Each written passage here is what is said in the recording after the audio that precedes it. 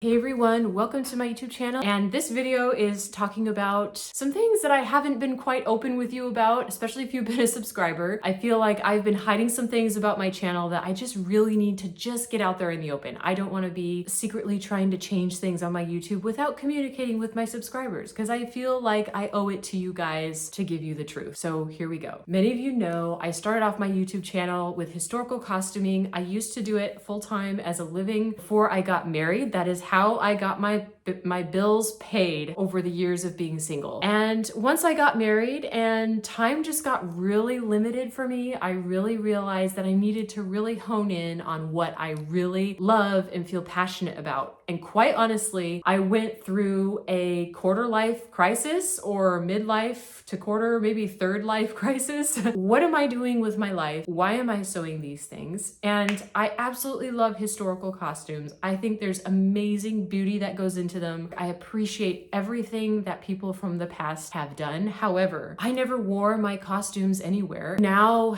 as a young mom, I feel like it doesn't fit into my lifestyle. I am not a reenactor. I'm not an actor. I am also not a cosplayer. I have a lot of respect for people who do all of that work. I know the hard work and research that goes into it. However, I will have to say that I have completely removed myself from the historical costuming realm, and this YouTube channel is going to focus on sewing, but it's going to be focused on sewing my own personal style that I absolutely love, because I feel like for years I have been making other people's creations, but now that I'm a mom and I have limited time, I'm setting aside that time to actually create my own wardrobe. This is nothing against the historical costuming realm. I love you guys and I want you to stick around, because honestly, there's a lot of historical techniques that I have learned that I'm like, wow, I can apply that to my actual clothes. I learned the original historical way of doing things, and now I feel like I can bring a lot of those techniques into my sewing today. I do not believe that historical techniques are the best techniques around. I think there are a lot of techniques in historical costuming that are amazing,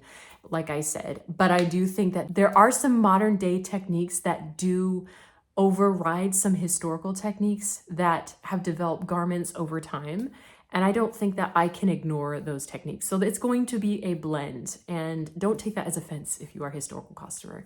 I value historical costuming and I definitely think there's a place for it. My aim is just going to be a little bit different than the historical costuming world. I'm going to be all about originality and creating things the way I think they should look beautifully, not just because the big fast fashion industry says this is how we do our techniques. I'm gonna wanna do them because they're just the best way in general. I need you historical costumers to stick around and give some tips and tricks. I love that. So just to give you some things to be excited about, not only am I gonna be creating my own clothes, but I'm going to be resourcing fabrics that are unique, because I'm making my own clothes because I can't find my style. And I am big on hitting the bullseye on making my clothes look quality. And I'm not gonna say I'm perfect, but that is my aim. So if you want to watch me create clothes that are just my style, and honestly, I'm gonna dive into my whole wardrobe, and I am super duper duper excited about it. Thank you for being a part of this journey with me, and thank you for